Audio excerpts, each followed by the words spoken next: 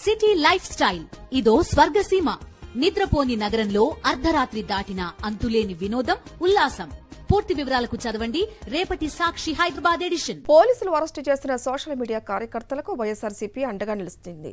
YS Jagan ఆదేశాల మేరకు party నాయకులు వారి కుటుంబ సభ్యులను కలుస్తున్నారు. తాజాగా 10 రోజుల క్రితం అరెస్టైన రమణారెడ్డి కుటుంబ సభ్యులను మాజీ మంత్రి గుడివాడ అమరనాథ్ నేతృత్వంలోని పార్టీ నాయకులు కలిశారు. కూటమి ప్రభుత్వం ఇచ్చిన హామీల నుంచి ప్రజల దృష్టిని మరల్చడం కోసమే సోషల్ మీడియా కార్యకర్తలను తప్పుడు కేసులతో అరెస్టు చేస్తున్నారంటూ ఫైర్ అయ్యారు.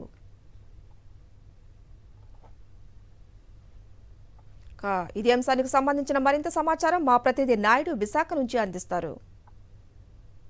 నోటీసు ఇవ్వకుండా అరెస్ట్ చేసిన సోషల్ మీడియా కార్యకర్త రమణారెడ్డి కుటుంబాన్ని మాజీ మంత్రి గుడివాడ అమర్నాథ్తో పాటు వైఎస్ఆర్సీపీ నాయకులంతా కూడా పరామర్శించారు. ఆ కుటుంబానికి ఒక ధైర్యాన్ని కూడా ఇచ్చారు. వైఎస్ జగన్మోహన్ రెడ్డి ఆదేశాల మేరకు పార్టీ నేతలంతా స్వయంగా వచ్చి ఆ కుటుంబ సభ్యులతో కలిసి మాట్లాడడం కూడా జరిగింది.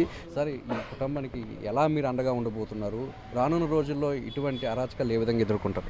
ఇది రమణారెడ్డి గారి కుటుంబానికి వచ్చింది కాదు, వైఎస్ఆర్ కుటుంబానికి సంబంధించి ఈ ఇష్యూ అంతా కూడా. అంటే ఇదంతా కూడా రమణారెడ్డి గారు వాళ్ళ కుటుంబ సభ్యులు, అంటే వైఎస్ఆర్ కాంగ్రెస్ పార్టీ కుటుంబ సభ్యులు లెక్క. ఈరోజు ఎంతమంది ఈరోజు వచ్చామనంటే వాళ్ళకి ఒక మనోధైర్యాన్ని ఇవ్వాలని పార్టీ కోసం. పార్టీ ఆయన కూడా ఏ రోజు ఆయన వయసు 52 సంవత్సరాలు. ఆయన ఏదైనా పోస్టులు ఏమైనా పెడితే ప్రభుత్వానికి సంబంధించి ప్రశ్నిస్తున్నాం, లేకపోతే ప్రభుత్వం ఇచ్చినటువంటి హామీలు నెరవేర్చకపోతేనో దానికి సంబంధించినటువంటి ఏదైనా ఇష్యూస్ పెడితే పెడతారు తప్ప అసభ్యకరంగా ఏదైనా పెట్టింది కానీ లేకపోతే ఇంకోటి కానీ చేసుంటే దాన్ని చట్టపరం ఏదైతే యాక్షన్ ఉంటుందో తీసుకోవచ్చు. మొదట దాదాపు వారం రోజుల క్రితం ఇలా ఇదే రాత్రి 9-9:30 సమయంలో పోలీసులు వచ్చారు. వచ్చి మేము పొదిలి నుంచి వచ్చాం, ఒంగోలు నుంచి వచ్చాం, మేము మిమ్మల్ని అరెస్ట్ చేస్తున్నామని చెప్పారు. పొదిలి తీసుకెళ్ళిపోయారు. పొదిల్లో నాకు తెలిసి 2 రోజుల వరకు అరెస్ట్ చూపించలేదు. 3-4 రోజులు ఇబ్బంది పెట్టి నాకు తెలిసి హ్యాండిల్ కూడా చేశారు.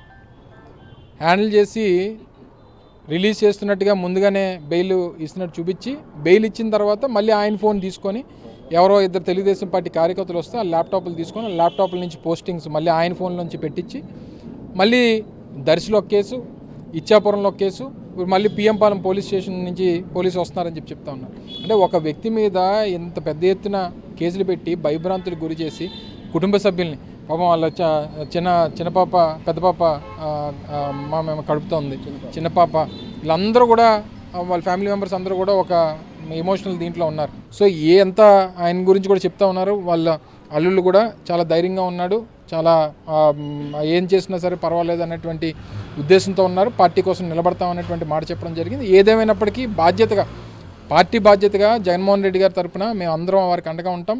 ఏ రకంగా న్యాయపరమైనటువంటి ప్రొసీజర్స్ ఏ రకంగా ఫాలో అవ్వాలి, కుటుంబ పరంగా వారికి ఏ రకంగా అండగా నిలబడాలనేటువంటిది పార్టీ దగ్గరుండి చూసుకుంటుంది అనేటువంటి విషయాన్ని తెలియజేస్తాం. అలాగే వైఎస్ఆర్ పార్టీ బలపడుతుందని ఒక భయం. కాబట్టి ఈ విధంగా ఇప్పుడు గతంలో జరగలేదు, ఇలా జరగడం చాలా బాధాకరం. ఇటువంటి దానికి పార్టీ, మా జగన్మోహన్ రెడ్డి గారు, మా నాయకులు ఎప్పుడు కూడా పార్టీ కార్యకర్తలకి అండగా ఉంటారు, సోషల్ మీడియాకి అండగా ఉంటారు. అలాగే ఈరోజు మాజీ మంత్రి అమర్నాథ్ గారు ఈ విధంగా ప్రతిదానికి కూడా స్పందించి కార్యక్రమంలో పాల్గొని చేస్తారు. తప్పనిసరి మేమందరం కూడా అన్ని నియోజకవర్గాల్లో మేమందరం కూడా ప్రజలకి, కార్యకర్తలకి, సోషల్ మీడియా అందరూ కూడా అండగా ఉంటాం.